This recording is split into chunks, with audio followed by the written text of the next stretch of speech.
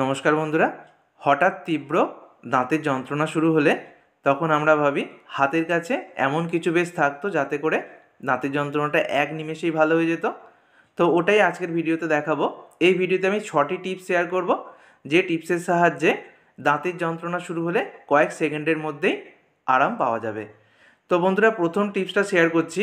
এখানে শুকনো খোলার মধ্যে আমি নিয়ে নিয়েছি গোলমরিচ আর লবঙ্গ। একটু বেশি পরিমাণে তোমরা এটা বানিয়ে রেখে দিতে পারো, কারণ শীতকালে আমাদের দাঁতের গোড়ার সমস্যা অনেকেরই দেখা দেয়। তো দাঁতের যন্ত্রণা হলে ভীষণই কাজ দেবে। তো 1 মিনিট মতো আমি গোলমরিচ আর লবঙ্গটাকে শুকনো খোলায় ভেজে ঠান্ডা করে নিয়েছি, তারপর মিক্সার জারের মধ্যে নিয়ে গুঁড়ো করে নিচ্ছি। এই টিপসটা দাঁতের যন্ত্রণা হলে কিন্তু দারুণ রেজাল্ট দেবে। অবশ্যই বন্ধুরা, যদি বাড়ির কোনো সদস্যের দাঁতের যন্ত্রণা হয় করে দেখো। তো দেখো, লবঙ্গ আর গোলমরিচটাকে আমি গুঁড়ো করে নিয়েছি। এখনও একটা উপকরণ মেশাতে হবে। তো আমি যতটা নিয়েছি তার খুবই অল্প পরিমাণ লাগবে, তো চামচে করে খুব অল্প পরিমাণ নিয়ে নিলাম। তো এবার যেটুকু নিয়েছি তার মধ্যে আমি মিশিয়ে নেব হচ্ছে লবণ।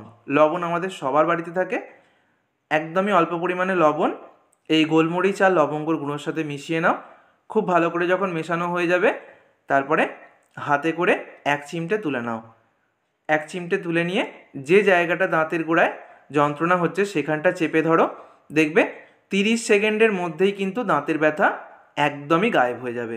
অবশ্যই বন্ধুরা, এই টিপসটা করে দেখো। চলে আসছি দ্বিতীয় টিপসে। তো একটা বোলের মধ্যে আমি জল নিয়ে নিলাম। জল নিয়ে নেওয়ার পর এবার নিয়ে নিচ্ছি দেখো ফটকিরি। ফটকিরি আমাদের অনেকের বাড়িতেই থাকে। বাড়িতে অবশ্যই একটা রকম ফটকিরি রেখে দিতে পারো। তো ফটকিরি গুঁড়ো করেও অল্প পরিমাণে দিতে পারো, অথবা এরকম গোটা ফটকিরিটা জলের মধ্যে দিয়ে দিতে পারো। আর এখানে আমি ঠান্ডা জল বা নর্মাল জল যেটাকে বলে সেটা নিয়েছি। একদম নর্মাল তাপমাত্রার জল নেবে, কোনো গরম জল নেওয়ার প্রয়োজন নেই।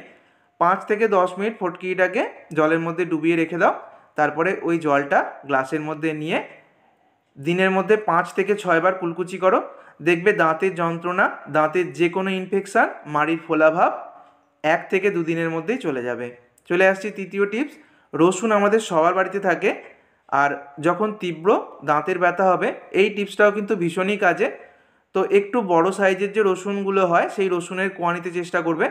তো 2টো কোয়া এখানে আমি গ্রেটারের মধ্যে গ্রেট করে নিয়েছি। আর আমাদের সবার বাড়িতেই থাকে হলুদ, তো একটু হলুদের গুঁড়ো নিয়ে নাও। তো এবার হলুদের সঙ্গে আমি রসুন যেটা আমি গ্রেট করে নিয়েছি সেটাকে খুব ভালো করে মিশিয়ে নেব। রসুনটাকে কিন্তু পেস্ট করতে যাবে না, এরকম গ্রেটারের মধ্যে গ্রেট করে নেবে। আর অল্প পরিমাণ লবণ, 1 চিমটে মতো লবণ এটার সাথে মিশিয়ে নাও।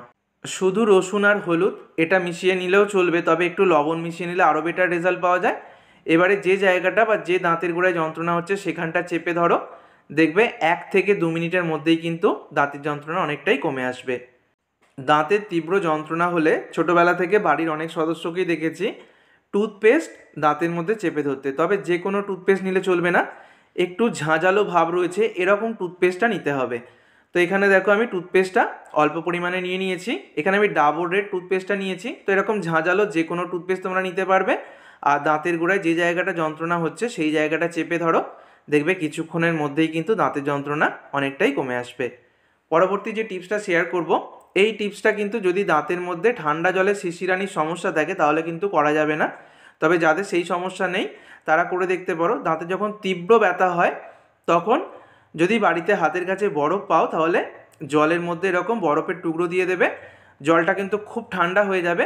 এবার এই ঠান্ডা জলে কুলকুচো করো বা মুখের মধ্যে চেপে ধরে থাকো, তাহলে দেখবে দাঁতের ব্যথা অনেকটাই কমে আসছে।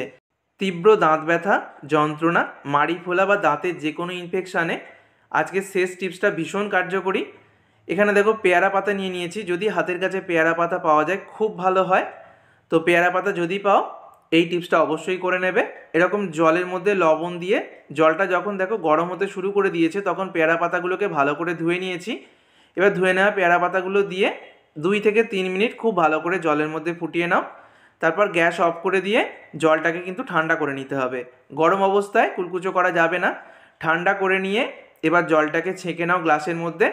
একবারে অনেকটা পরিমাণ জল এইভাবে বানিয়ে রেখে দিনের মধ্যে 5 থেকে 6 বার কুলকুচি করলে দাঁতের গোড়ার যে কোনো সমস্যা, যেটা দাঁতের যন্ত্রণাই হোক বা মাড়ি ফোলা, নিমেষেই চলে যাবে। তো বন্ধুরা, আজকের যে টিপসগুলো শেয়ার করলাম তার মধ্যে প্রথম টিপসটা ছিল সব থেকে বেশি কার্যকরী। অবশ্যই অ্যাপ্লাই করে দেখো। ভিডিওটা ভালো লাগলে বন্ধুদের মধ্যে অনেক অনেক শেয়ার করো। সকলে সুস্থ থেকো। সকলকে ধন্যবাদ।